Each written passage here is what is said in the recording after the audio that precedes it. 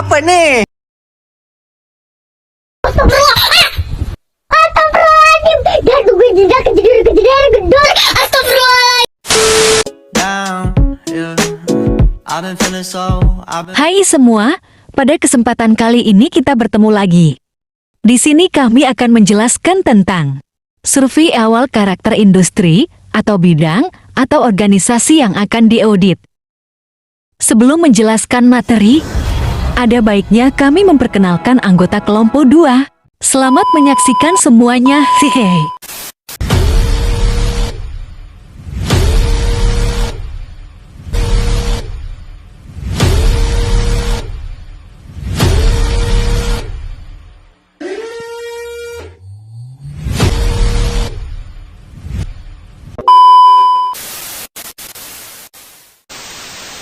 Halo teman-teman, selamat datang di video kami. Video ini akan menjelaskan materi. Yang pertama, teori survei awal karakter industri bidang organisasi yang akan diaudit. Yang kedua, sistem pelaksanaan survei awal karakter industri bidang organisasi sektor publik. Yang ketiga, siklus pelaksanaan survei awal karakter industri bidang organisasi sektor publik. Yang keempat, teknik pelaksanaan survei awal karakter industri bidang organisasi sektor publik. Dan yang kelima, contoh pelaksanaan survei awal karakter industri bidang organisasi sektor publik. Teori survei awal karakter industri atau bidang organisasi yang akan diaudit. Karakter industri dan bidang atau organisasi sektor publik. Pemahaman dan pengetahuan yang cukup tentang karakter industri dan bidang organisasi sektor publik harus dimiliki oleh auditor. Dengan pemahaman dan pengetahuan yang cukup akan karakter industri dan bidang atau organisasi, maka dengan sendirinya auditor dapat dengan mudah memahami peristiwa-peristiwa, transaksi-transaksi, dan praktik-praktik yang dapat berpengaruh secara signifikan pada laporan keuangan organisasi sektor publik. Auditor harus memiliki pemahaman dan pengetahuan cukup mengenai karakter industri dan bidang atau organisasi sektor publik. Sebagai berikut, yang pertama yaitu mengembangkan harapan atas laporan keuangan.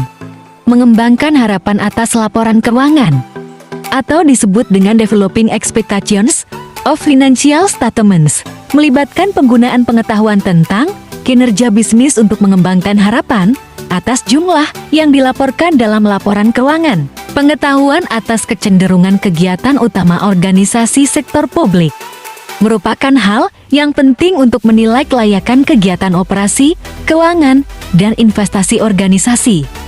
Yang kedua yaitu pengaruh industri terhadap sistem informasi, pemahaman atas bisnis dan industri.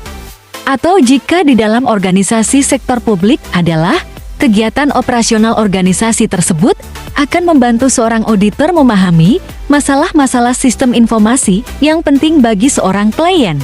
Yang ketiga yaitu mengevaluasi kelayakan estimasi akuntansi. Banyak elemen dalam laporan keuangan mencakup estimasi akuntansi yang berkaitan dengan kinerja bisnis atau aktivitas utama organisasi sektor publik.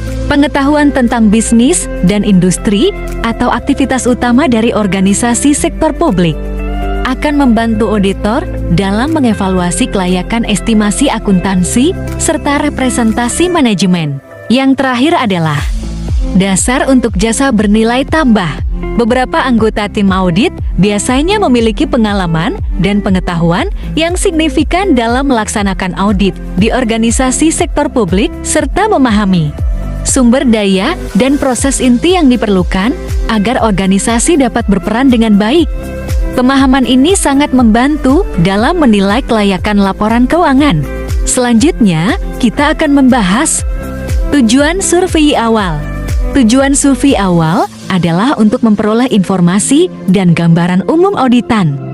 Kegiatan yang dilakukan dalam survei awal ini adalah memperoleh, menelaah, dan mendokumentasikan informasi dasar auditan melalui berbagai teknik pelaksanaan. Dari survei awal ini, auditor akan berupaya untuk memperoleh informasi akurat tentang lingkungan organisasi yang akan diaudit, terutama berkaitan dengan struktur dan operasi organisasi, lingkungan manajemen organisasi, serta standar dan prosedur kerja. Informasi mengenai ketiga hal tersebut dapat membantu auditor dalam menentukan langkah perencanaan audit berikutnya. Yaitu, teman-teman bisa lihat di layar langkah-langkah yang ada. Selanjutnya kita akan membahas objek survei awal, agar proses audit menjadi suatu bagian yang dapat dipahami. Suatu definisi atas objek audit sektor publik diperlukan.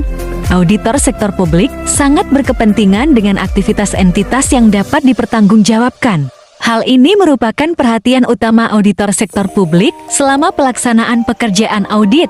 Aspek yang menjadi objek survei awal dari klien dapat berupa bidang usaha klien, status hukum perusahaan, kebijakan akuntansi, neraca komparatif, dan perbandingan penjualan, laba rugi tahun lalu dan sekarang, kontak klien, permasalahan akuntansi, audit, dan perpajakan yang ada di lapangan. Aspek-aspek dari klien tersebut dapat menjadi objek survei awal tim audit guna memperoleh informasi dan gambaran umum mengenai auditan. Aktivitas entitas yang dapat dipertanggungjawabkan dan menjadi perhatian utama selama pelaksanaan pekerjaan audit. Aspek kritis siklus kegiatan utama organisasi sektor publik sebagai berikut. Teman-teman bisa melihat poin-poinnya di layar. Selanjutnya, kita akan membahas kertas kerja survei awal. Kertas kerja survei awal digunakan sebagai alat bantu bagi auditor saat melakukan persiapan survei awal. Merekam semua informasi yang dikumpulkan dan menyiapkan pengelolaan data atau informasi yang telah terkumpul.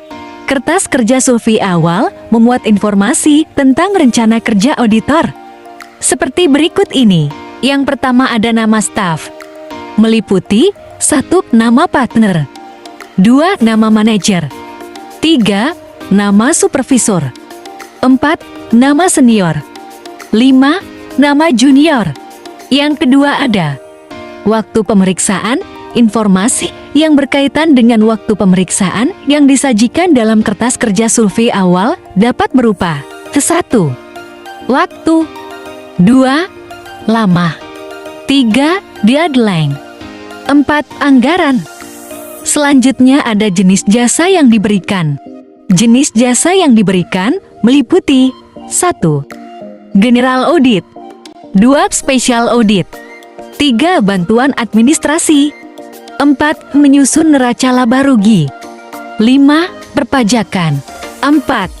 Bantuan yang dapat diberikan klien meliputi 1. Mengisi formulir konfirmasi piutang dan utang, 2. Membuat skedul, 5. Jadwal kegiatan meliputi 1. Jadwal kerja per bulan, 2. Siapa yang mengerjakan, 3. Berapa jam waktu yang dibutuhkan. Yang terakhir ada bagian penutup. Pada bagian akhir perlu dicantumkan yaitu 1. Dibuat oleh, 2. Direview oleh, 3. Disetujui oleh harus disetujui oleh mitra. Selanjutnya, kita akan membahas regulasi yang terkait. Regulasi yang berkaitan dengan survei awal karakter industri saat pelaksanaan audit adalah regulasi tentang tim audit dan kebijakan audit. Regulasi tentang tim audit akan memperjelas nama-nama yang akan melakukan survei awal atau pemeriksaan awal terhadap entitas. Sedangkan regulasi tentang kebijakan audit akan berkaitan dengan lingkup survei awal yang akan dilakukan berdasarkan kebijakan audit tersebut. Sebagai contoh pelaksanaan audit dilakukan berdasarkan standar dari International Organization of Supreme Audit Institution (INTA) di Indonesia. Regulasi lain yang menjadi dasar saat melakukan survei awal karakter industri. Organisasi sektor publik yang akan diaudit adalah Peraturan BPKRI No. 1 tahun 2007 tentang standar pemeriksaan keuangan negara. Proses pemeriksaan harus sesuai standar pemeriksaan keuangan negara. Termasuk di dalamnya adalah saat survei awal karakter industri dan organisasi yang hendak diaudit. Selanjutnya, kita akan membahas dokumen pelaporan dan perencanaan dari organisasi yang akan diaudit. Dokumen yang perlu dikumpulkan agar tim audit dapat memperoleh informasi dan gambaran yang lengkap mengenal kondisi organisasi yang akan diaudit. Antara lain, teman-teman bisa melihat semua poin-poinnya di layar. Pembahasan selanjutnya adalah laporan industri atau bidang organisasi yang akan diaudit. Laporan industri atau bidang organisasi yang akan diaudit merupakan salah satu sumber informasi penting bagi tim auditor dalam rangka memperoleh gambaran dan pemahaman yang utuh mengenai kondisi organisasi yang sesungguhnya. Dari laporan industri atau bidang organisasi yang akan diaudit tersebut dapat dilakukan analisis dalam kaitannya dengan tujuan pelaksanaan audit tersebut. Selanjutnya, kita akan membahas kompilasi analisis dan interpretasi regulasi, dokumen, dan laporan. Regulasi. Dokumen-dokumen organisasi, hasil pengamatan, dan laporan-laporan organisasi yang telah dikumpulkan oleh tim audit, kemudian akan dilakukan interpretasi dan analisis. Proses interpretasi dan analisis akan menentukan adanya ketidaksesuaian yang akan dilaporkan atau ditindaklanjuti. Hasil interpretasi dan analisis masing-masing regulasi, dokumen, dan laporan selanjutnya dikompilasi atau dihimpun menjadi sebuah kerangka awal untuk melaksanakan proses audit. Kerangka awal inilah yang menjadi dasar untuk melakukan tahapan audit berikutnya. Pembahasan selanjutnya, kita akan membahas daftar pertanyaan wawancara. Yang pertama ada pertanyaan terbuka. Pertanyaan terbuka menggambarkan pilihan bagi orang yang diwawancarai untuk menanggapi. Mereka terbuka dan bebas menjawab. Jawaban dapat berupa 2 kata atau 2 paragraf. Adapun contoh dari pertanyaan terbuka, teman-teman bisa melihatnya di layar. Yang kedua ada pertanyaan tertutup. Pertanyaan tertutup membatasi jawaban orang yang diwawancarai. Pertanyaan tertutup seperti dalam soal-soal pilihan ganda dalam ujian, responden diberi suatu pertanyaan dengan 5 jawaban, namun tidak punya kesempatan menulis tanggapan responden sendiri. Berikut adapun contoh dari pertanyaan tertutup, teman-teman bisa melihatnya di layar.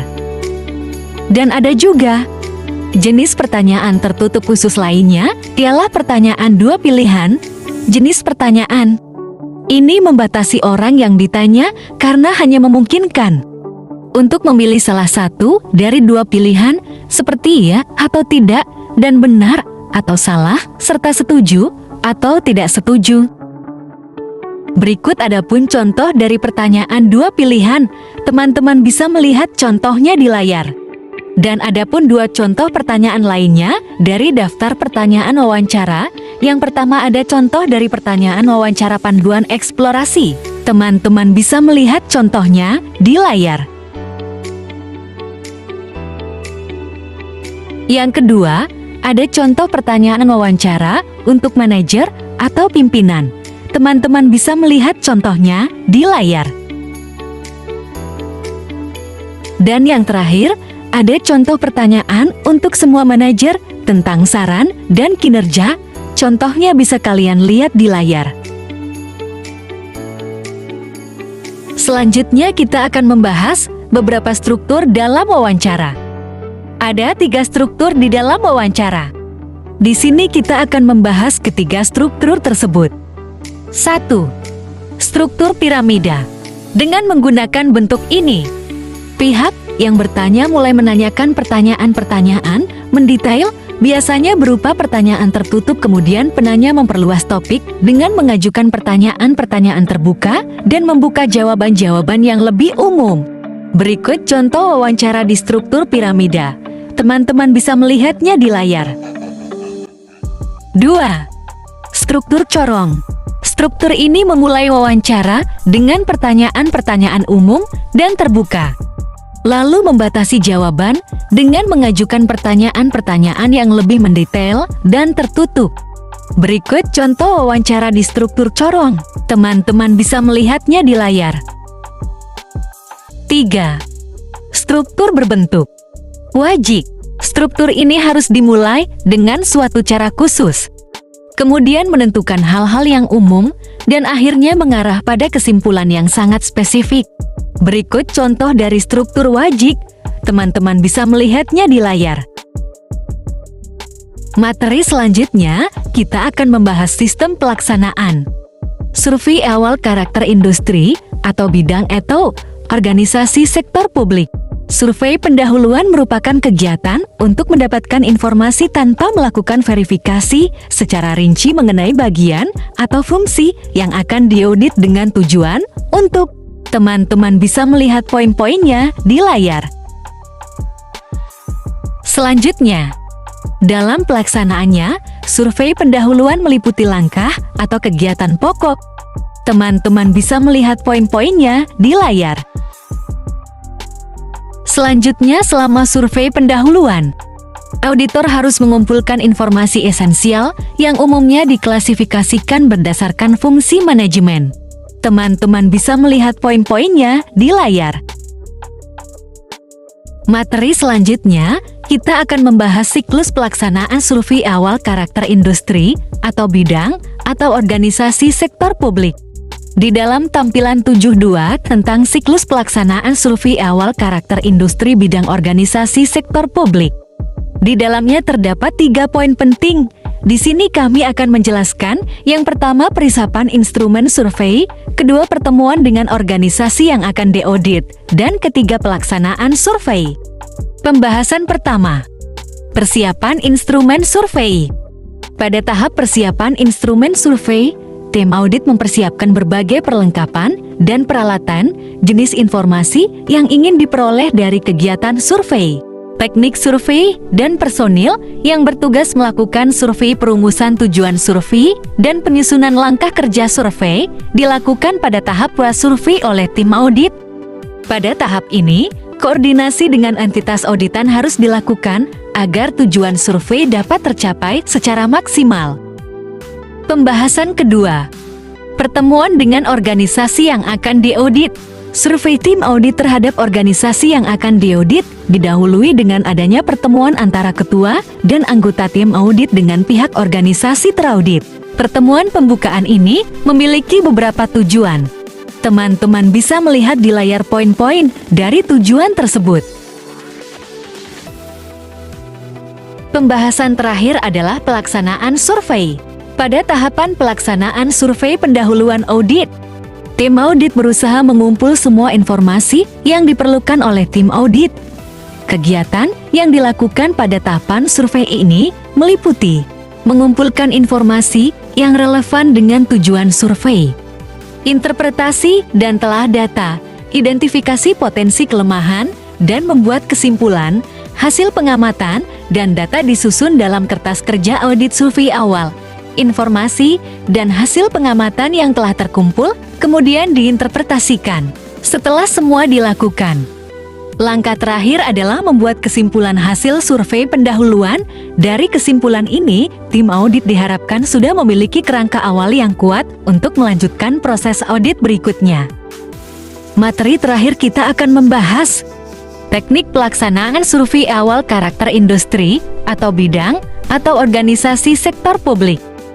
Teknik pelaksanaan survei awal karakter industri atau bidang atau organisasi sektor publik ada 2, yaitu wawancara dan kuesioner. Di sini kita akan membahas yang pertama, yaitu wawancara. Wawancara merupakan teknik pengumpulan data yang dilakukan dengan menggunakan pertanyaan secara lisan kepada objek audit. Hasil wawancara dicatat oleh auditor sebagai data audit. Wawancara terbagi menjadi 2 macam. Yang pertama adalah wawancara tatap muka. Wawancara tatap muka adalah komunikasi langsung di mana auditor ada dalam situasi bertatap muka dan melakukan proses tanya jawab secara langsung dengan responden pihak terkait pada organisasi yang diaudit.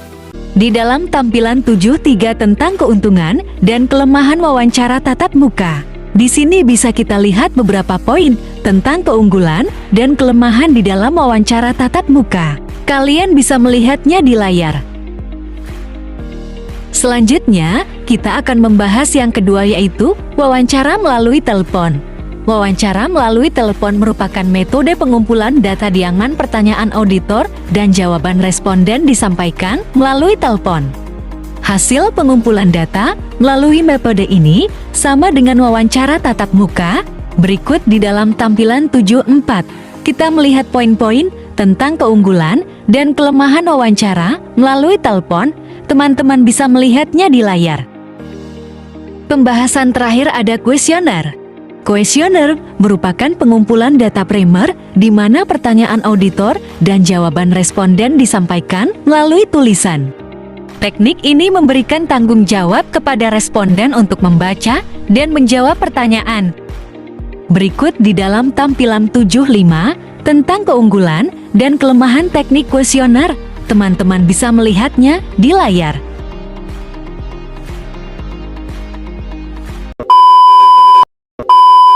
Sekian dari kelompok kami. Jika ada yang salah mohon dimaafkan, jika ada yang sayang mohon diungkapkan. I know broke is not enough.